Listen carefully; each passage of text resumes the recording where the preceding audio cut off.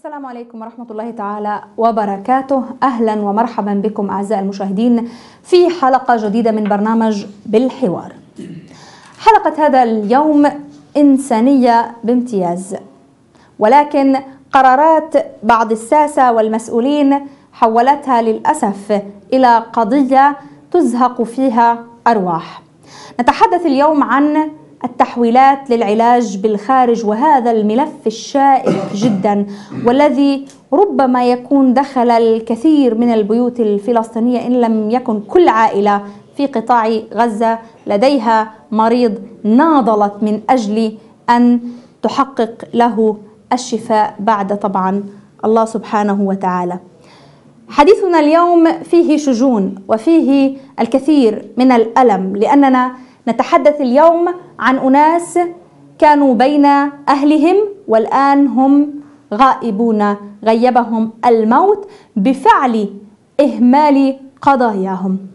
معنا اليوم الأستاذ خليل شاهين، مدير دائرة الحقوق الاقتصادية والاجتماعية في المركز الفلسطيني لحقوق الإنسان، سيتحدث معنا عن هذا الملف. ومعنا السيد عبد الحليم دياب، والد الطفلة مرح، ومن لم يعرف مرح خلال الأيام الماضية كانت تتصدر الكثير من صفحات التواصل الاجتماعي، الكل عز في مرح والكل بكى على مرح، ولكن لا أدري إن بكوا عليها من لم يساعدوا علاجها أم لا. أهلا ومرحبا بك معنا، وعزائنا لك في فقدانك لمرح. مرح هي ليست الحالة الأولى ولن تكون الأخيرة إذا ما وضع حل لهذا الملف. أيضا سيكون معنا في هذا اللقاء عبر الخط الهاتفي الدكتور عائد ياغي، مدير القطاع الصحي بشبكة المنظمات الأهلية، وسنحاول الاتصال بحالة من الحالات التي أيضا توفيت بسبب الإهمال الطبي، وهي السيدة اسمهان أبو طبيخ. أيضا سيكون معنا في تقرير الأخ رائد سالم، هذه حالة تنتظر العلاج ولكن حتى الآن لم يسمح لها. سأبدأ هذا الحوار معك أستاذ خليل شاهين، أنتم كمنظمة حقوقية كيف ترصدون هذه الحالات التي تموت وهي بانتظار إمضاء يؤهلها للذهاب للعلاج في داخل الأرض المحتلة أو في الضفة المحتلة أو حتى في الخارج بشكل عام؟ بداية مساء الخير وشكرا لك، ومساء الخير لضيفك وعزائنا الحار بوفاة الطفلة مرح.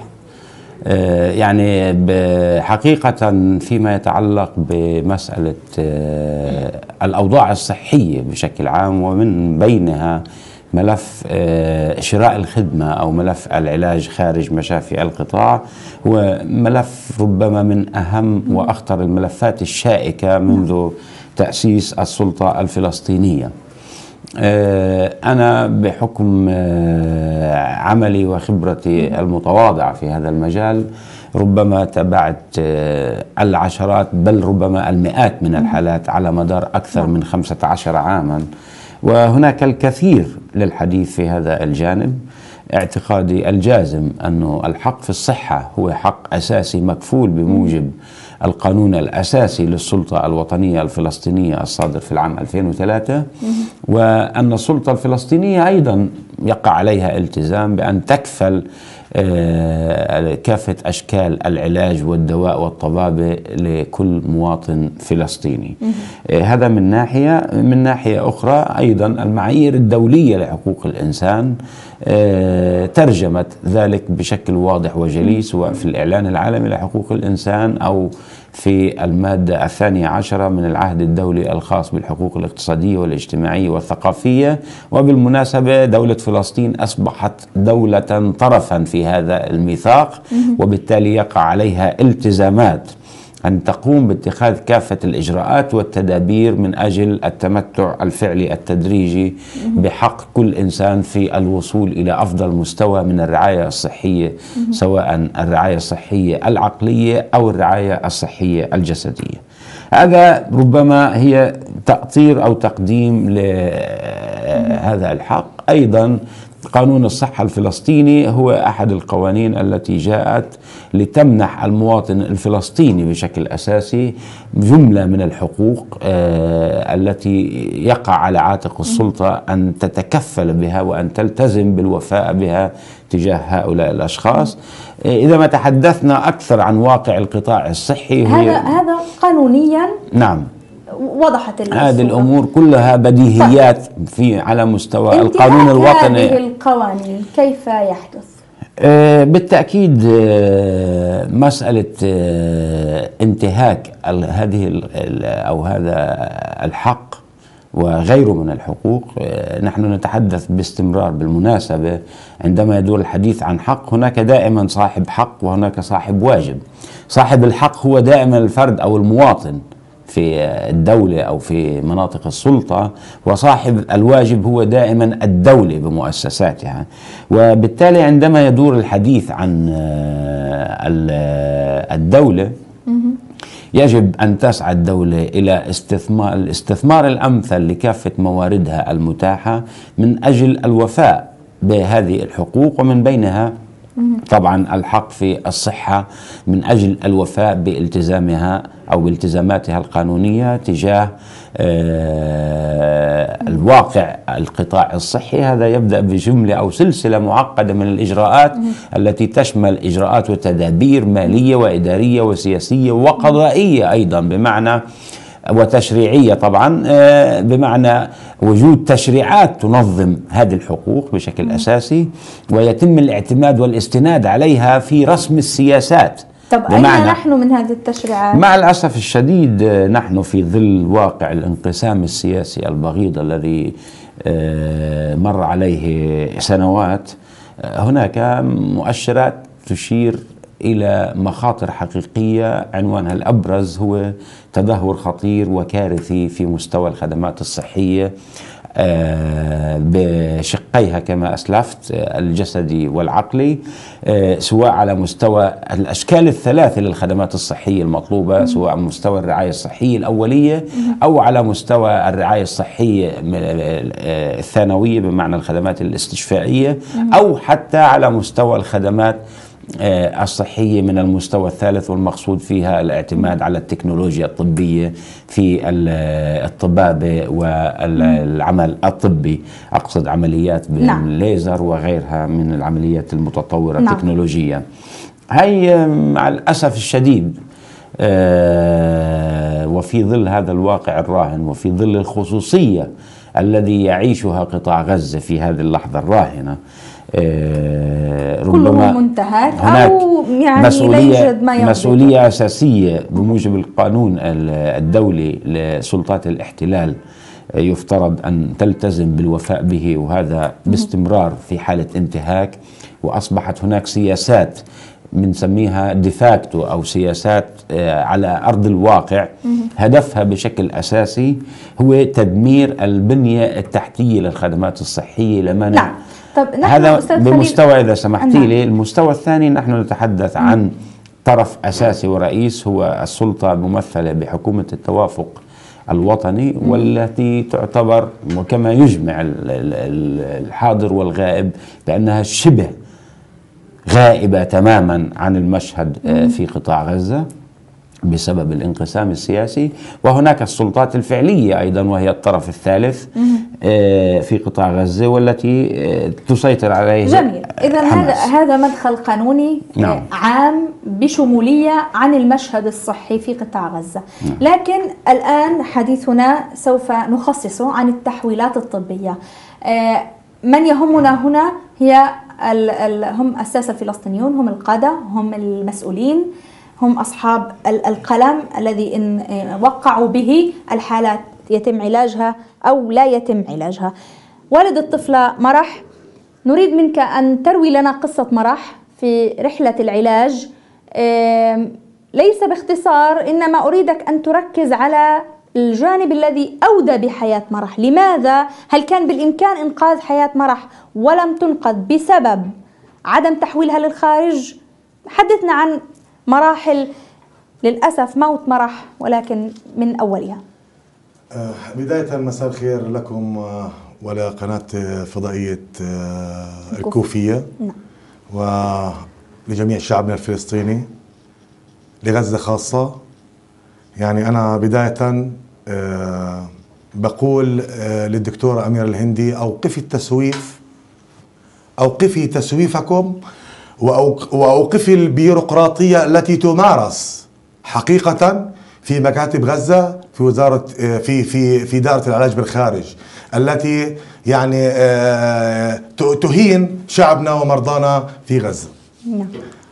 لقد مضى أسبوع على وفاة مرح، ولم يخرج لا ناطق باسم الوزارة، ولم تخرج الدكتورة، ولم يخرج أي أحد باسم وزارة الصحة لتعبر يعني عما حصل. لكن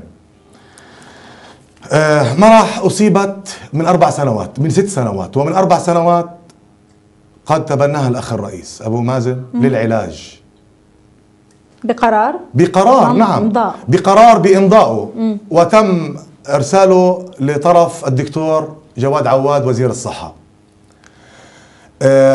حقيقة موضوعنا شوي معقد، لكن لعدم وجود متبرع أول أو طرف أول، يعني أنا أو إمها قد بالكلية نعم، قد يعني خلال المناشدة قد قام بالاتصال علي أخ اسمه أسام جلامنا من جنين الحارة الشرقية، وقد عملوا معه سبق صحفي أمام محافظ جنين بأنه هذا وطن واحد، لا يفرقهما حدود، لا تفرقهما أي مشكلة كانت.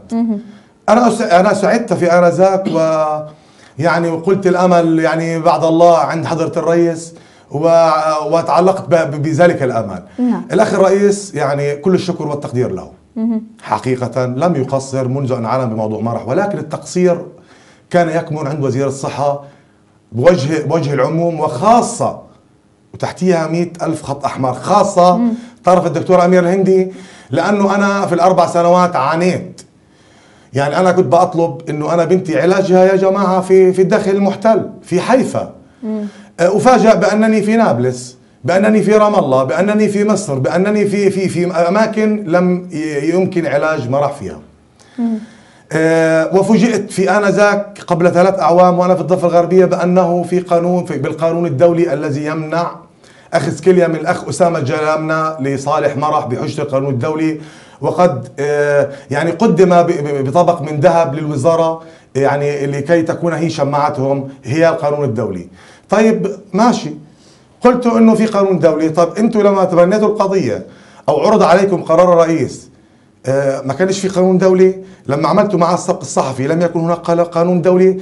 مصيبة أقبح من ذنب، يعني عذر أقبح من ذنب إذا هذا الكلام أمام محافظ جنيني بيتم تصويره وبيتم وضع يعني السبق الصحفي هذا في جريدة القدس. هم وضعوا لك هذا المبرر حتى نعم. لا تعالج مرح داخل الكيان نعم. الإسرائيلي نعم أو الأرض المحتلة. نعم، هذا كان حجتهم بأن القانون الدولي يمنعك. طيب. نعم. كل مرة كنت تسافر، مرة في نابلس، في النجاح، في رام الله، مستشفى فلسطين في رام الله، المجمع الطبي. ولكن من الأصل كنت خاطبهم أنك لا تريد هذه المستشفيات نعم. وعلاجها لا يوجد. جل مخاطبات دائرة العلاج بالخارج، وأقولها بكل شفافية وصراحة، يعني معظم تحويلاتنا يتوقع من الإخوة في غزة بأنه هاي البنت علاجها في حيفا. طب عندما كنت تذهب لهذه المستشفيات نعم. ماذا كانوا يفعلوا لمرح؟ أيوة، كنت أخذ أنا حبر على ورق، يعطوني تحويلة حبر على ورق، بس مجرد أني أنا أخذ مصاريف زيادة على نفسي وعبء هائل يعني وتعب صحي على بنتي مرح. يعني كانت تقر هذه المستشفيات اللي أنت بتروح لها نعم. أنهم علاج مرح مش نعم أكيد نعم أكيد. أنا كنت يعني أنا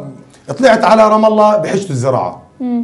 طلعت على رام الله قبل 3 أعوام بإني أنا آخذ من أسامة جلامنا الكلى وتزرع، وتتم عملية الكلى زراعتها في مجمع فلسطين الطبي في رام الله. وإذا بجميع الضفة الغربية لا يوجد غسيل أطفال. أين أنت من وزارة الصحة؟ ألن تعلمون بأن علاج مرح لا يوجد في الضفة الغربية؟ مصيبة. هم يعوا جيدا بأنه علاجها ليست في نابلس، وعلاجها ليست في المقاصد، وعلاجها ليست في رام الله ولا في مصر، علاجها داخل الكيان المحتل. لكن لماذا هذا التسويف ولماذا هذه المراوغه؟ لا اعلم. حتى انا بقول لك نعم، حتى قبل 5 ايوه الملف. يا عيني عليكي، قبل 5 أيام يا اختي العزيزه، من قبل ما توفى مرح ب5 أيام، يعني انا اقول لك كتاب مرح موقع بتوب ايرجنت، لانه ما راح تقريرها بيقول بالانجلش، وهي معي ما يوثق ذلك، بيقول انه معها تسمم بالدم وتعاني من غسيل فشل، تعاني من فشل كلوي، تريد الغسيل، وهي بحاجه لنقلها لعنايه مركزه. اصبح 3 مشاكل، ال3 مشاكل هاي غير موجوده في مستشفياتنا احنا، فلذلك قام الاخ الدكتور بسام البدري بالتوقيع عليها، مطلوب لها مستشفى رمبم في حيفا، ولكن ضربت بعرض الحائط. كل ذلك التقارير للعلم. في 15/2 تم تحويل ملف مرح للدكتوره اميره الهندي. في يوم 16 امرت الدكتوره اميره الهندي الى تحويل ملف للارشيف للحفظ. وفي يوم 18 مرح توفاها الله، يعني حكمت عليها بالاعدام. كان بالاولى خرجيها يا اخي، خرجيها، طلعي وخليها تموت. بضل انكم عملتوا اللي عليكم، بس تحفظ الملف هذا بمثابه حكم بالاعدام على مرح. إذ وأنني أحملها كامل المسؤولية، وإذ وأنني أخاطب الأخ الرئيس بتشكيل لجنة فورية لمعاقبة تلك الدكتورة التي يقع على مسؤوليتها كامل عتق وفاة مرح. جميل، لكن أنا لست معك في نقطة واحدة. تفضلي. أن المسؤولية على عاتق وزير الصحة وعلى عاتق أميرة الهندي. نعم. رئيس أميرة الهندي هو من وقع لك. ورئيس جواد، الدكتور جواد الرئيس أبو مازن هو من وقع لك. نعم. وهو المسؤول عنهم. نعم. ويفترض أن قلمه فوق أقلامهم. أكيد. فهناك أمر لا نعلم. معلش خليني أوضح النقطة هاي. أنا كنت أتواصل مع مكتب الرئيس حقيقة، مش دفاعا عن الأخ الرئيس ولا بصدد الدفاع عن أي أحد. الأخ الرئيس لما توقيعه، أعتقد أنا كوزير من واجبي لنفذ تعليمات الأخ الرئيس، وهذا ما حرق قلبي. ربما هناك توقيع باللون الأخضر، أنا أعتقد توقيع باللون لا الأحمر. أجزم لك الأمر. لا أقول لك ليش لا، بغض النظر أقول لك ليش لا، وليس بدفاعا. لأنه مجرد ما علم الأخ الرئيس موضوع مرح، خرج الأخ الدكتور مدحت طه وقال عبر لسان الرئيس: كما صورت مرح وهي تعاني الأمرين، ستصورها مرح معافية مشافة بأوامر من تعليمات الأخ الرئيس. ولكن ما وقف تعليمات الأخ الرئيس الدكتورة أميرة الهندي. أميرة الهندي تفعل ما تشاء، لا يعلم بها الأخ الرئيس ولا يصل أصوات. المشكلة تكمن في عدم وصول صوتنا للأخ الرئيس لأخذ الحقيقة جميل. كاملة. طيب إذا كان، أتمنى أن يكون الرئيس يشاهدنا الآن، ماشي أو يا خيتي، احنا يبلغ الرئيس إذا كان الرئيس خيتي برضو كان الأوجب على حكومة غزة أيضا، هنا المسؤولين في غزة يعلمون بأن الأخ الرئيس قد صدق على قرار العملية. ليش ما تحركوا للعلم بالمناسبة؟ وهذا كلام خطير، كلام خطير أنا بدي أقوله اليوم. للأسف في غزة هنا يمارس علينا ما يمارس على الآخرين، يعني بمعنى وباختصار، أنا سكان تل الهوى، في وفود طبية اجت على غزة هنا، وتم الاستيعاب وتم الاستعان بأكبر عدد ممكن من المرضى. كوني ابن فتح لم يسجل اسمي، وقال لي أحد الأشخاص: يعني ما أنت ما جيتناش على مسجد الهداية عشان يسجل اسمك. سحقا لكم وسحقا لكل من يقف أمام هذا الشعب وأمام غزة الأبية على الانكسار. سحقا للانقسام، سحقا من يكدس هذا الانقسام.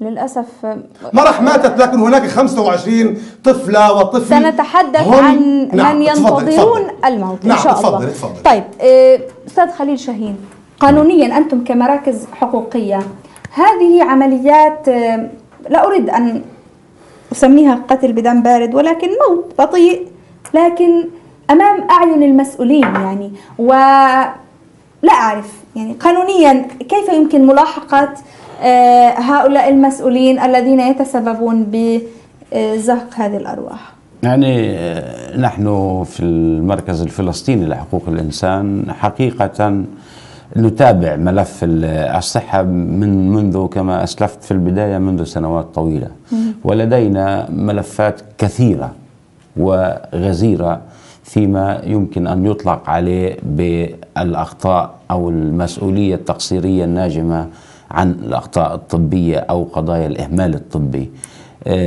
أو حالات الاشتباه بوجود أخطاء طبية أو قضايا إهمال طبي، وهي خضعت في كثير من القضايا منها إلى عمليات تحقيق وتم متابعتها بشكل قانوني من طواقم العاملة في وحدة المساعدة القانونية في المركز. وهناك بعض القضايا أيضا التي خرجنا فيها عبر بشكل إعلامي، بمعنى لنعلن عن تحميل مسؤولية لأطراف بعينها، هذا في السنوات السابقة.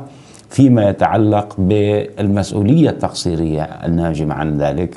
في كثير من الأحيان كنا ندعو ونطلب فتح تحقيق، وهناك مستويين للحديث في هذا الاتجاه. هناك طلب بداية من النيابة العامة بصفتها القانونية بأن تقوم بفتح تحقيق بادعاء أو بشبهة وجود مسؤولية تقصيرية ناجمة أدت سواء إلى الوفاة أو لمضاعفات طبية نتيجة إهمال طبي أو نتيجة أخطاء طبية.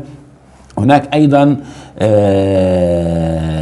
عمل مع وزارة المعنية، في هذه الحالة وزارة الصحة، واللي كان بيتم عادة التواصل معها من أجل أن تقوم بفتح تحقيقات. لا أخفي سرا، دعيني أكمل الفكرة، أن هناك خلل كبير وقصور كبير على مستوى الفلسطيني له علاقة بشكل أساسي بقصور التشريعات الفلسطينية في ميدان تحديد المسؤولية التقصيرية الناجمة عن الأخطاء الطبية أو قضايا الإهمال الطبي. بمعنى نحن وإسرائيل على سبيل المثال يطبق لدينا قانون يعرف باسم قانون الإجراءات المدنية لعام 46، وهذا القانون ينظم الكثير من القضايا في ميدان المسؤولية التقصيرية. عندما ننظر إلى إسرائيل هناك العشرات من التعديلات التي طرأت على الإطار التشريعي، وهي كانت باستمرار تواكب الاحتياجات الحقيقية التي تتطلبها التطور في مجال الطبي. بمعنى على سبيل المثال في عام 69 صدر في إسرائيل قانون حقوق المريض، وهو الأساس القانوني الذي يولد أو يتضمن حماية كاملة لحقوق المريض، بمعنى أنها حقوق أساسية. هناك أيضا العديد من التعديلات التشريعية، وهناك عمل بنظام السبق القضائي في المحاكم الإسرائيلية التي نظرت في كثير من القضايا، وفي حال ثبت وجود مسؤولية أو قضية إهمال أو خطأ طبي ناجم سواء عن أي شخص من العاملين في القطاع الصحي الحكومي أو غيره، هناك تحميل للمسؤولية التقصيرية قد تصل إلى مراحل تجريم، وأيضا تحديد المسؤولية أن يتم إقصاء فرض عقوبات أو منع من مزاولة المهنة أو غيره أو خلافه. هذا للطبيب الذي يعني يجري العملية على المستوى الإداري وسوء الإداري المتعلق بذلك. هناك الكثير ممن تم تسريحهم بسبب ارتكابهم مخالفات، يعني ولكن مع الأسف الشديد في حالتنا الفلسطينية غياب التشريعات هي أساس أو ربما سبب أساسي لعدم تطوير مثل هذه التشريعات. هناك أيضا مسائل أخرى متعلقة بغياب الإرادة السياسية، وهي متعلقة بطبيعة أيضا التحقيقات التي عادة ما تكون هي أقرب إلى التحقيقات الشكلية أو الديكور. تشكل لجان عادة اسمحي لي من الوزارة المختصة وزارة الصحة، يضاف لها أحد المختصين في مجال القانون ولكن خبرة محدودة ومتدنية جدا في ظل غياب كل ما يتعلق بالأدوات الحقيقية لعملية التحقيق الفعلي، معمل الطب الجنائي، المختبرات والتحاليل المتطورة، في ظل غياب ما خبراء في مجال الطب الجنائي العدلي للأسف. وهذا كله في جملة أمور يعطل عملية من هذا النوع. ولكن في هذه الحالة عندما نتحدث عن حالة الطفلة المرحومة مرح، يعني أنا باعتقادي أنه من الضروري بمكان أن يتم فتح تحقيق واضح وجلي وشفاف، وهذا باستمرار كان مطالبنا في منظمات حقوق الإنسان الفلسطينية. عندما يدور الحديث عن حالة يشتبه بوجود قصور أو هناك خطأ في من أحد العاملين في القطاع الطبي أو إهمال، يعني أنا سأعطي مثالا على ذلك. في قطاع غزة لا أذكر منذ العام 95 قضية واحدة فقط اللي تم فيها وقف ممرضة عن العمل لمدة 6 شهور في العام 1995، وفقط لأنها استخدمت ماء يغلي لتحميم طفل مولود في حينه أدت إلى وفاته. طيب. ولكن في هذا الإطار عندما مع إنه نتحدث هناك أنه حالات هناك إدارة لملف أو لإدارة شراء الخدمة أو ما يعرف بالعلاج بالخارج، هذا الملف الكل يعرف هذا أنه الملف الذي يحتاج القليل من الإنسانية. نعم، ورغم أننا أو أن السلطة الفلسطينية وتحديدا وزارة الصحة تنفق مئات الملايين من الدولارات على مدار ال10 سنوات الأخيرة من أجل توفير التكلفة الطبية لعلاج الفلسطينيين تحديدا في قطاع غزة خارج مشافي القطاع بسبب البنية الهشة لقطاع الصحة أو الخدمات الصحية، سواء في المستشفيات الضفة الغربية بما فيها مستشفيات مدينة القدس المحتلة أو في المستشفيات الإسرائيلية أو حتى في مصر أو الأردن. مع الأسف الشديد أنه هناك الكثير من الشكاوى التي كانت ترد ولا تزال ترد بتحويل حالات إلى مستشفيات لا يوجد فيها التخصصات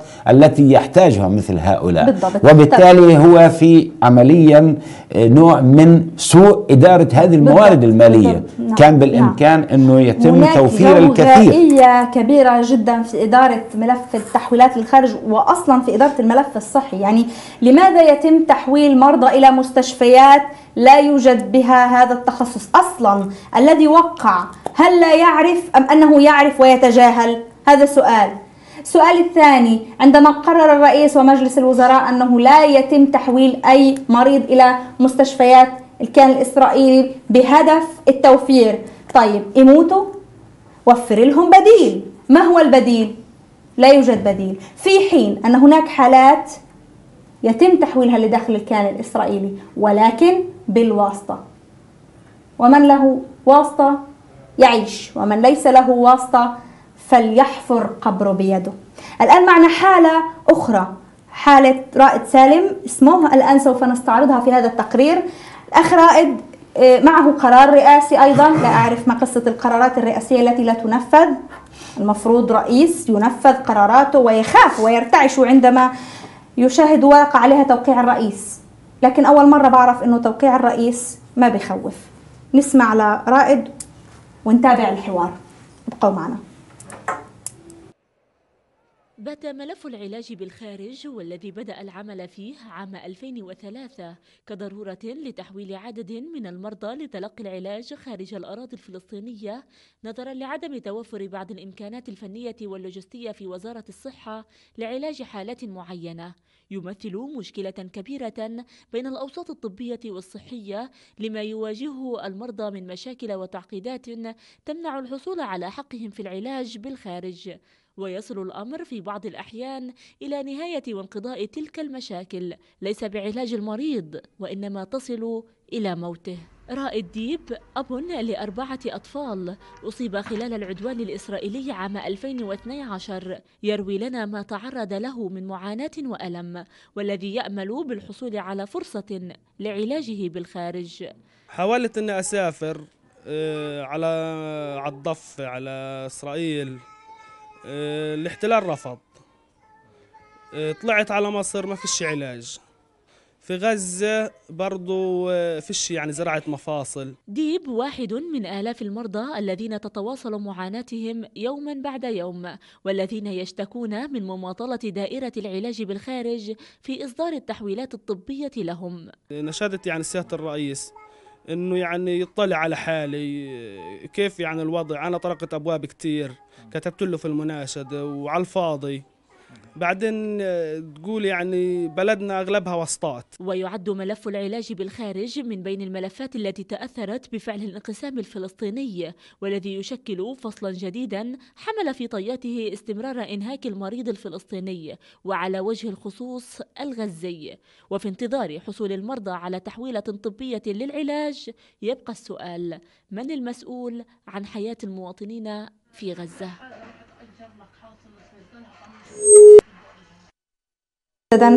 طيب نتابع الحوار. هذه حالة أخرى من الحالات التي يعني ما زالت تبحث عن العلاج. أعود لوالد مرح. أنت أخبرتني تحت الهواء أن لديك بالأسماء من تمكنوا من العلاج داخل الكيان الإسرائيلي داخل إسرائيل. نعم. وهذا دليل على أنه القرار الذي أقر يعني أقره الرئيس أو مجلس الوزراء يمكن اختراقه بفيتامين واو زي ما بيقولوا. نعم، أنا بديكم بالأسماء. في عندنا طفلة هي بالمناسبة زميلة مرح أو أخت مرح بالقسم، يعني حولت لرمبم لحيفا، اسمها نور الحاج. وعندي برضو كمان اسم أبو عرمانة محمد، برضو بالمناسبة طفل يقسم مع مرح، حولوا. أبو عرمانة أخذ من أبوه كلى وعملوا له زراعة في رمبم في حيفا. ونور تم زراعة لها الكبد تم أخذه من والدتها، وسيتم زراعة لها الكلى فيما بعد. طب أنت واسطتك الرئيس هم مين واسطتك؟ ما مش عارف والله، أنا حقيقة أنا مستغرب، يعني أصبح وكأني في شيء فعلا، في شيء شخصي مبيت. يعني مرح بنتي تم إعدامها، مصيبة. الاستهتار جريمة خيتي بيعاقب عليها القانون، وما حصل مع مرح هو بالكاد، ليس باستهتار بل بإعدام يعني تم حكم عليها بالإعدام. يعني أنا بصلي ملف مرح، أنا كدكتور بصلي ملف مرح وبشوف نهايته بإرجن، يا أخي بطلعها وخليها تموت معي، مش بحطها بالحفظ بالملف تحفظ طرف دائرة شراء الخدمة. مصيبة كبرى. بحكي لك أنا يعني ما تم وصول إلي اليوم بأنه أميرة الهندي من تتحمل المسؤولية الكاملة هي اللي أمرت بتحويل ملف مرح، بدل من أن يحول إلى المستشفيات حول الحفظ حتى تموت. وهذا ما حصل فعلا، ماتت بفعل فاعل هو أميرة الهندي، تقاعسها الواضح بعدم تحويلها. أنا مش عارف يعني توب إيرجنت 4 أيام أو 3 أيام توب إيرجنت.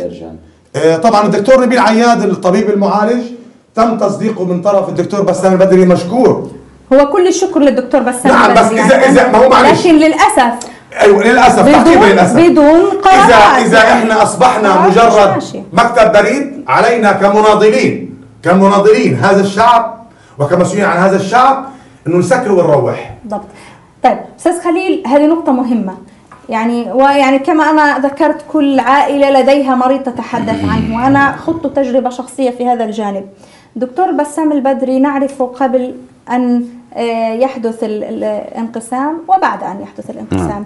في السابق كانت دائرة العلاج في الخارج هنا تحول مباشرة إلى داخل الأرض المحتلة وقرارها يسري. بعد الانقسام أصبحت غزة كلها بمن فيها هي للأسف عبء على مسؤولي رام الله. لماذا؟ هذه جريمة بحق أهل غزة، ولكن أنتم كمنظمات حقوقية ما دوركم في أن تطالبوا بأن تعامل غزة بآدمية؟ حتى قيادات غزة، حتى مسؤولي غزة الذين يجلسون على الكراسي فعليا أصبحوا عبارة عن مكاتب بريد ليس أكثر. يعني ربما أنا لست من هواة السياسة، لأن أفضل أن أتحدث بالشكل القانوني.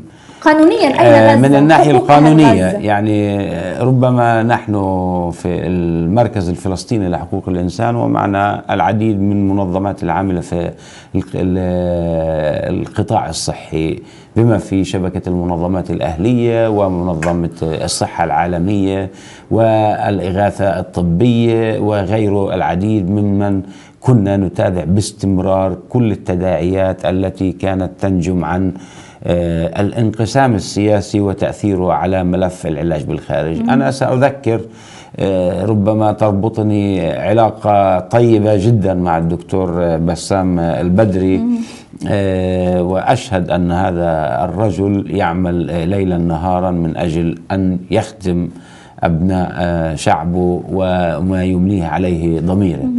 أعتقد جازما أن الشخص الذي يبقى حتى ساعات الفجر في مكتبه من أجل أن يوقع معاملات وأن يرسل تحويلات عبر الفاكس هو إنسان يعني يسعى لأقصى ما يمكن أن تسمح له به طاقته. أقصى ما يمكن أن تسمح له به طاقته أو سأذكر فقط، اسمحي لي سأذكر فقط في العام 2010 حدث خلاف ما بين النقيضان، يعني يسميهما الإخوة في حركة فتح والإخوة في حركة حماس، وأغلقت دائرة العلاج بالخارج حينها نحو 40 يوما دون أدنى اكتراث من المسؤولين السياسيين. وحينها خرجنا على الملأ في بيان صحفي نطالب الرئيس بالتدخل وإعادة فتح دائرة العلاج بالخارج، وطلبنا طرفي الانقسام تحديدا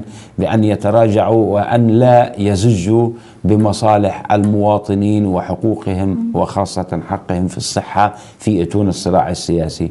جملة من الخطوات والمتابعات، وهنا أذكر أيضا الطيب الذكر المرحوم دكتور إياد السراج الذي كان على رأس تلك المفاوضات التي قمنا فيها مع وزارة الصحة، اسمحي لي، في رام الله وفي غزة، من أجل أن نعيد فتح دائرة العلاج بالخارج ليتسنى السماح لمئات المواطنين الذين تعطلت بهم سبل الحياة وأصبحت أوضاعهم الصحية خطيرة. أنا لا أخجل عندما أقول في هذه اللحظة أن نحو 11 حالة قد توفيت بسبب هذا الصراع في حينه. طيب، مع الأسف الشديد كيف يمكن محاسبة المسؤولين عن موتهم؟ لماذا لا تتابع هذه القضايا؟ مع الأسف الشديد في ظل هذا التلظي والتشظي والانقسام السياسي، في هناك تعطيل للمؤسسة السياسية والنظام السياسي الفلسطيني بشكل كامل، بدءا من المؤسسة التشريعية ومرورا بالانقسام الذي يعكس نفسه سواء على النظام القضائي في الضفة الغربية وقطاع غزة، أو حتى على مستوى السلطة التنفيذية في الضفة الغربية وقطاع غزة. وبالتالي لو كان النظام أو الوضع طبيعي كان بالإمكان أن يتم اللجوء إلى استخدام الإجراءات القانونية من أجل فتح تحقيق رسمي. كان يمكن أن نلجأ في بعض الحالات إلى أن نطلب مشرح محايد دولي ومستقل، وأن نتولى عملية إحضاره من أجل أن يتابع ويعرف ما هي الأسباب الحقيقية التي أدت إلى الوفاة. وهذا حتى حدث في زمن الاحتلال الفعلي لقطاع غزة، بمعنى الوجود المادي لقوات الاحتلال، عندما كانت تحدث حالات وفيات واستشهاد لعدد من الأسرى، قمنا بجلب مشرحين دوليين، منهم مشرح مشهور دنماركي كان بيأتي وحضر لدينا وذهب ومارس صلاحياته وعمله في معهد الطب العدلي في أبو كبير تحت دائرة اتهام سلطات الاحتلال بالتسبب في مقتل هذا الأسير واستشهاده. اللي بقصده هذا الوضع مع الأسف الشديد يؤدي إلى مزيد من حالات الإحباط، يؤدي أيضا إلى مزيد من الأضرار الوخيمة ومفاقمة الأوضاع خاصة في المجال الصحي. طيب، الآن يعني يفترض أن يكون معي دكتور عائد ياغي مدير القطاع الصحي بشبكة المنظمات الأهلية، ولا أعرف إذا كان هناك حالة أخرى ستتحدث عن تجربتها في فقدان أحد أفراد عائلتها بسبب ليس الإهمال الطبي أثناء عملية، ولكن الإهمال الإداري الذي يؤدي إلى الموت. يعني أطلب من المخرج تجهيز هذين الاتصالين إلى حين أن أتحدث مع سيد عبد الحليم دياب. أنت كوالد لضحية من ضحايا هذا الإهمال، أو ليس الإهمال، أنا أعتبره متعمد لأنه تكرر في أكثر من حالة بنفس الوتيرة، بنفس الآلية، وبنفس هذه القصة الغير إنسانية، أن يسوف المريض ويذهب لمؤسسات أو لمستشفيات يدرك تماما أن علاجه ليس في هذه المستشفيات، ومع ذلك هذا من عمر المريض، يأكل المرض جسده وهو يعرف. هذا الإداري دكتورة أميرة الهندي وزير الصحة، لا أعرف، المسؤول عن إخراج هؤلاء إلى المستشفيات المناسبة للعلاج هو المسؤول. أنت كضحية هل ستترك هذا الملف أم أنك سوف ترفع قضية، سوف تتابع هذا الموضوع قانونيا؟ لأنه بصراحة مأساتنا في أننا نموت بصمت، حتى نحن نجلد أنفسنا مرتين، مرة عندما يعني نفقد أعزاء، وهذه المرة لا يعني نذنب فيها ولا نكون نحن من مسك الصوت، لكن في المرة الثانية نحن من يمسك بالصوت عندما نصمت على موت أحبتنا دون أن نركض لجلب حقوقهم. حقيقة المفروض والواجب ومن المعيب أن تدخل وزارة الصحة ضمن السياسة. لا علاقة للمريض بالسياسات، وأنا أيضا ليس لي علاقة بالسياسات، أنا موضوع إنساني بحت. أنا فقدت بنتي نتيجة للتقاعس المتعمد، ويعني من الآخر هيك يعني الأشخاص اللي حكموا عليها بالإعدام، حكم عليها بالإعدام. يعني يمكن ما بعرفش، يمكن الدكتورة أميرة هندي لما شافت التحويلة قالت لك ما هي ميتة، ليش خلينا نوفر وزارة الصحة، خليها تموت. ما بعرف شو دار بالعقل الباطل، لكن أنا أقول وأجزم وبقوة بأنها تتباهى بأنها وفرت الملايين من الشواكل على وزارة الصحة. هو على حسابي وحساب ابنتي وحساب ال25 طفل الذي لا ولن أسكت عن حق مرح في علاج ومتابعة ال25 طفل. هم أخ وأخت لمرح، ما زالوا يعانون الأمرين في مستشفى الأطفال الرنتيسي في مدينة غزة بالنصر. تمام. 25 طفل نفس حالة مرح، بنفس حالة طفل. هدول 25 يا أختي العزيزة، لو بدنا نعمل نسبة وتناسب ال 25 خلينا نقول 20 منهم بيتم يعني عملية الزراعة لهم، لن يكلفوا، خلينا نقول كحد أعلى، لن يكلفوا $1,000,000 في الوضع المقابل الذي نتباهى بأننا عملنا إفطار هنا وهناك جماعي في رمضان هنا وهناك يكلفنا الملايين. هذا مشروع أنا حكيته من قبل وما زلت أحكيه، ما راح راحت، هي في يد بارئها وخالقها الأرحم منا جميعا. تمام. لكن أنا بعتقد بأنه أنا إلي حق، وحقي شرع يعني أقره له القانون، لأنه أنا ابن سلطة، عندي تأمين يكفلني علاجي وعلاج أول أبنائي. لم يمارس هذا التأمين في علاج ابنتي، تركوها تموت، عدموها، حتى لا أعلم لماذا. فقط يعني الذي أعلمه أننا في غزة، وأعتقد أننا لو مش في غزة لكان حطت الطيارة وأخذتنا وودتنا مش على حيفا، ودتنا على ألمانيا أو على لندن. هذه حقيقة مرة نحن نعيها جيدا كأبناء غزة. للأسف هذه العنصرية في التعامل مع أهل غزة، العنصرية والبيروقراطية اللي تمارس بكل عنف وبكل تميز وبكل غوغائية وبكل هنجعية وبكل ما تنص عليه القانون الدولي. هذه مصيبة كبرى يا أختي. يتركوا الأطفال.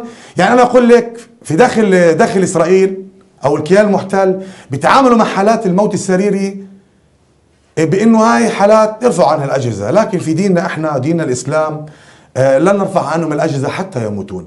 شوفي شو صار معي أنا بغزة، برضو غزة كمان يعني الله يكون بعونها. قبل موت مرح ب3 أيام طلبت أسعاف، وأنا ضمن عناية مركزة طلبنا أسعاف لكي ننقل مرح من العناية المركزة إلى مستشفى الرنتيسي الذي يبعد دقيقة واحدة بالأسعاف، 3 ساعات وأنا أنتظر. حكينا مع المركزية للأسعاف، قالوا لنا ليس عندنا سائقين.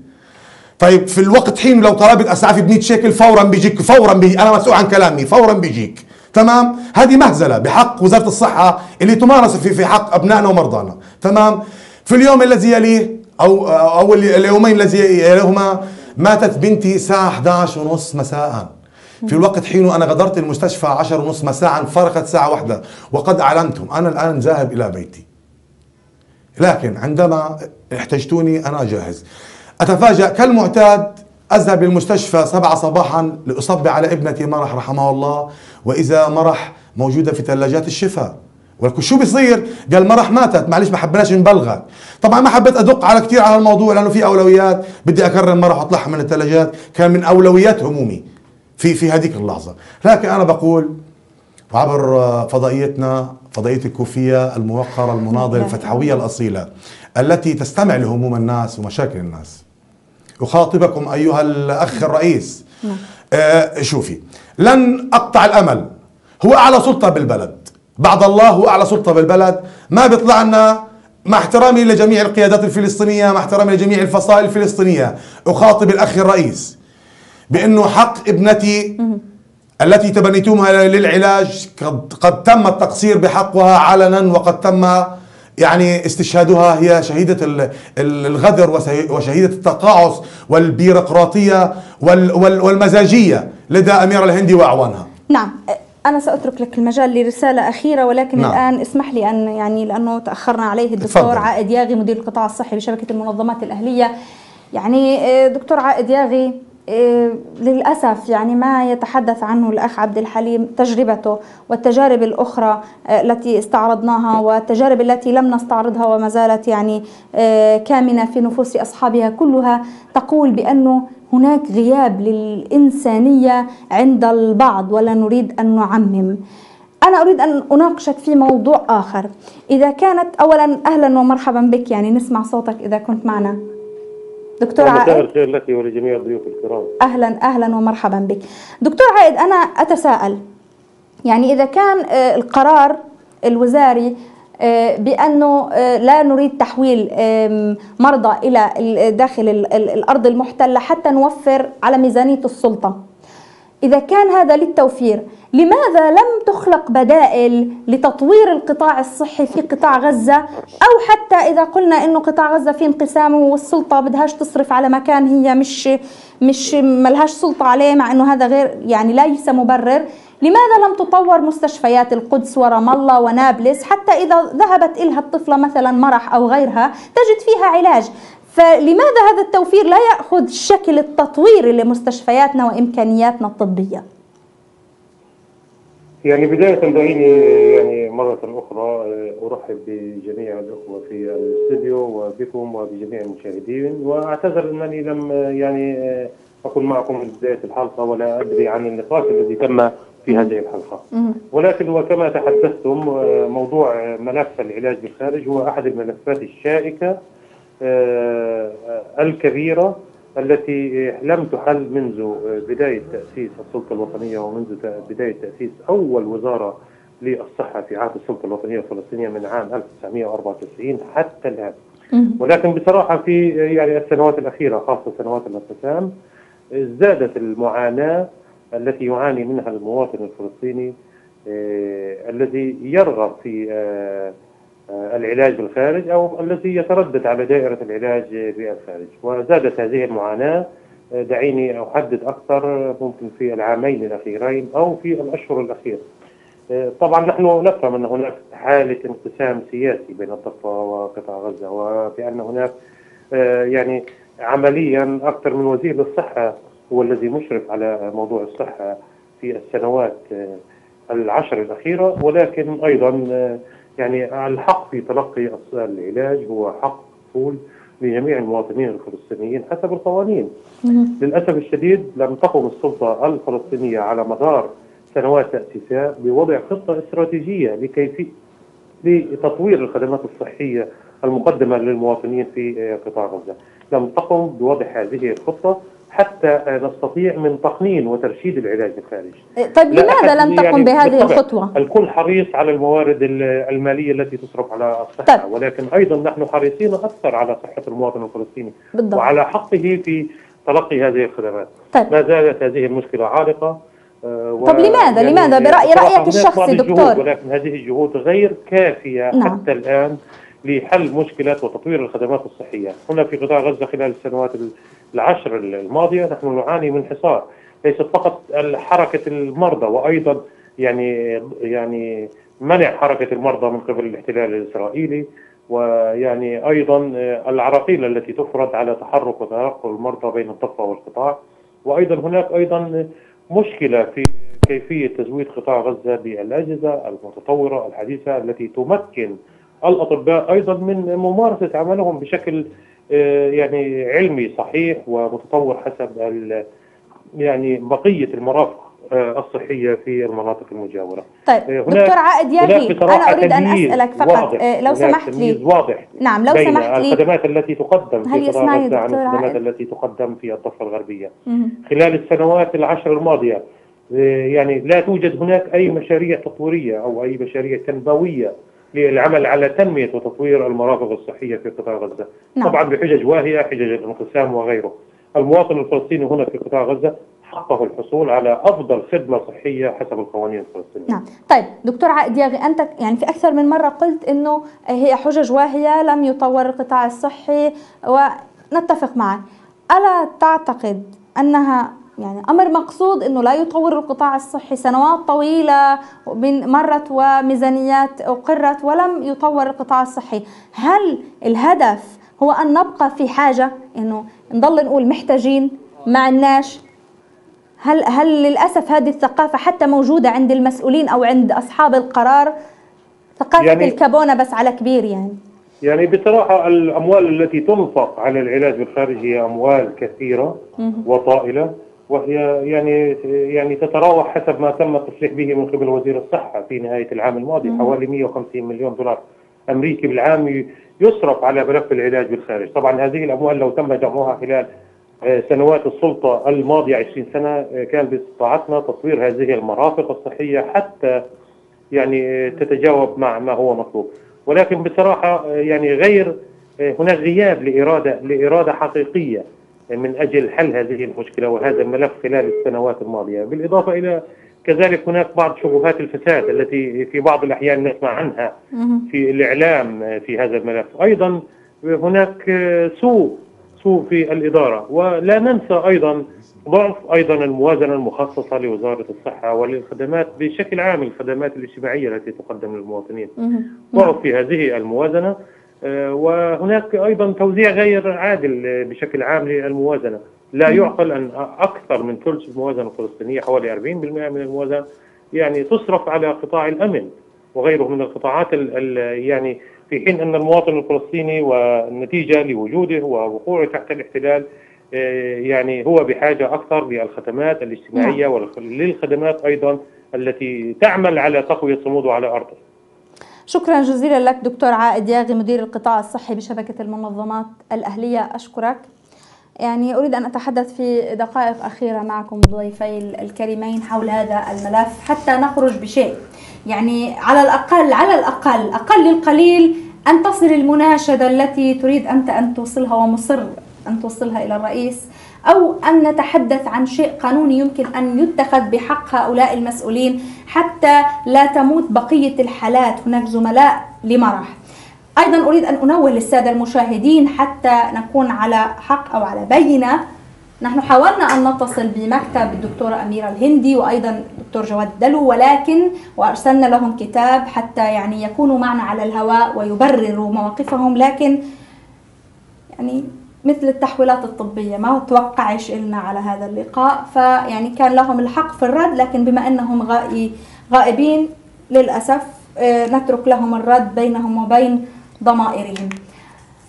دكتور خليل أو أستاذ خليل شاهين، يعني في كلمة أخيرة قانونيا بعد أن تخرج من هذا اللقاء ومعك حالة مرح، حالة السيدة أسمهان، حالة السيد رائد وحالات كثيرة جدا ربما لم يصل إليها الإعلام، ماذا ستفعلون لهم أنتم كقانونيين؟ يعني نحن في المركز الفلسطيني لحقوق الإنسان جاهزون من أجل التعامل بشكل قانوني واتخاذ كافة الإجراءات القانونية. وأعتقد أنه زميلتي الباحثة الميدانية في مدينة غزة توجهت إلى الأستاذ ووصلت، ولدينا تقدير إفادة كاملة وتقرير كامل بكل التفاصيل ونحن على اطلاع.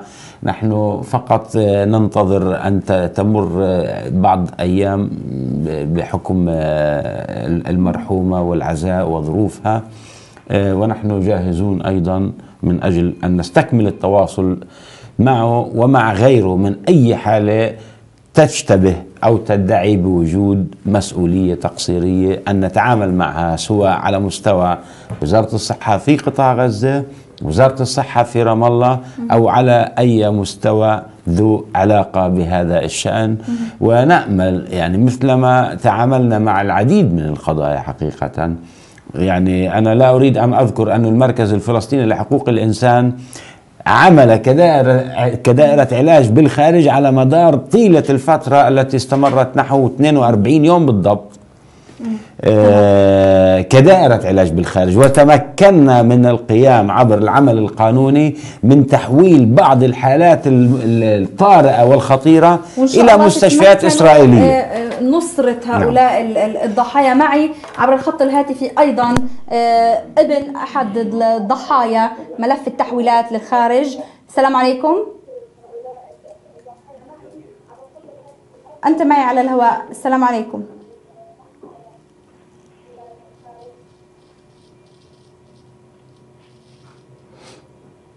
الأخ محمد. السلام عليكم. وعليكم السلام، أهلا بك. كل الاحترام لقناتكم الرائعة قناة الكوفية. أهلا بك. أعلم تماما أن الوقت ضيق جدا جدا. تفضل على عجالة يعني. أتحدث عنه الآن باختصار شديد. حالة ظهرت اليوم كحالة مرح. مريضة تدعى تغريد النمس، عمرها 40 سنة، توفيت اليوم وتحويلتها منذ تاريخ 18/2 وهي على مكتب أمير الهندي، وسجلت للحفظ كما فعلت في ملف الطفلة مرح. ومع العلم أنها تعالجت في مستشفيات الضفة الغربية وأخذت علاجات بديلة عن علاج يسمى كليكس. هذا علاج كيماوي يؤخذ لهذه الحالة، وبسبب أخذها علاجات أخرى كانت سبب انتشار المرض في جسمها، وطلبنا تحويلها إلى الداخل الخط الأخضر، ولكن أمير الهندي لحتى اللحظة بعد وفاتها لم توقع على تحويلتها. ويوجد طفلة أخرى، الطفلة مسك محمد الباز، تم تحويلها إلى مستشفى النجاح 3 مرات وقامت ب7 عمليات. عند الكلى بتربي حصوة كثير فيها، فما فيش قرار حتى يحولوها على المستشفى الإسرائيلية، عشان المستشفيات الإسرائيلية داخل الخط الأخضر، عشان ننهي هيك مشكلة وننهي هيك معاناة. فإلى متى الصمت على أمير الهندي ومتى فعله بحق غزة وأبناء غزة وأطفال غزة؟ أشكرك. للأسف انتهى الوقت، ولكن يعني دكتورة أميرة الهندي أريد أن أذكرك أهل غزة فلسطينيين من فلسطين، دمهم فلسطيني، خاضوا 4 حروب، دافعوا عن شرف فلسطين في أكثر من مرة. إذا لم تكوني تعرفين، فقط سيد عبد الحليم دياب كلمة أخيرة لك لمن توجهها، ونتمنى فعلا أن تجد آذان صاغية. الكاميرا معك، ما الذي تريده؟ على عجالة. نعم، 25 طفل موجودين هم أبنائي، هم إخوة لمرح. إذن هم رسالتك. نعم، أناشد الأخ الرئيس أبو مازن، وأنا على يقين أنه يعني على قدر مسؤوليته. أناشده بأن ينظر بعين الرأفة وبعين الاعتبار لمرضى غزة، وأن يعني يضرب بيد من حديد كل من تقاعس في مرح وغير مرح. وعلى وزير الصحة يعني بلاش يحكي في الأخلاقيات، لأنه أنا في كتاب معي موجه من وزير الصحة للأخ الرئيس أو لديوان الرئيس، بيقول فيه انه الطفل مرح دياب المصاب بالفشل الكلوي، وانه هناك متبرع من جنين عمره 26 سنه يرجى التكرم بالعلم بانه موضوع زراعه الاعضاء لغير الاقارب من الدرجه الاولى هو موضوع شديد الحساسيه، يعني بيعرف حساسين الجماعه. وان القانون الاساسي ولا سيما الماده 16 منه اشارت الى وجود قانون ينظم عمليه نقل الاعضاء، وعليه لا يمكن القبول بالتبرع من قبل مواطن على قيد الحياة إلا مواطن آخر من غير أقاربه، وهذا ما نص عليه القوانين الدولية والمجاور ليس القانون المصري. إحنا مش مصريين يا جماعة، تمام، وعندنا قوانين تكفلنا وعليه فإننا لا نستطيع الموافقة إلا على نقل في حالة واحدة أن يوصل متوفى بنقل أعضائه، فإننا نكون أمام مسؤولية أي أخلاق بتحكوا فيها. أنا أعتذر منك، معلش وهذه أكبر كلمة يمكن أن ننهي بها. شكرا لك، الوقت انتهى، وعزائنا لك مجددا. شكرا لك أستاذ خليل شاهين. أشكر دكتور عائد إن شاء الله الذي كان عبر الهاتف. أشكر كل ضيوفي. شكرا لكم مشاهدينا على المتابعة، ومجددا لا تتركوا المواطن الفلسطيني في قطاع غزة يدفع ثمن الانقسام من عمره. شكرا لكم وإلى اللقاء. Thank you.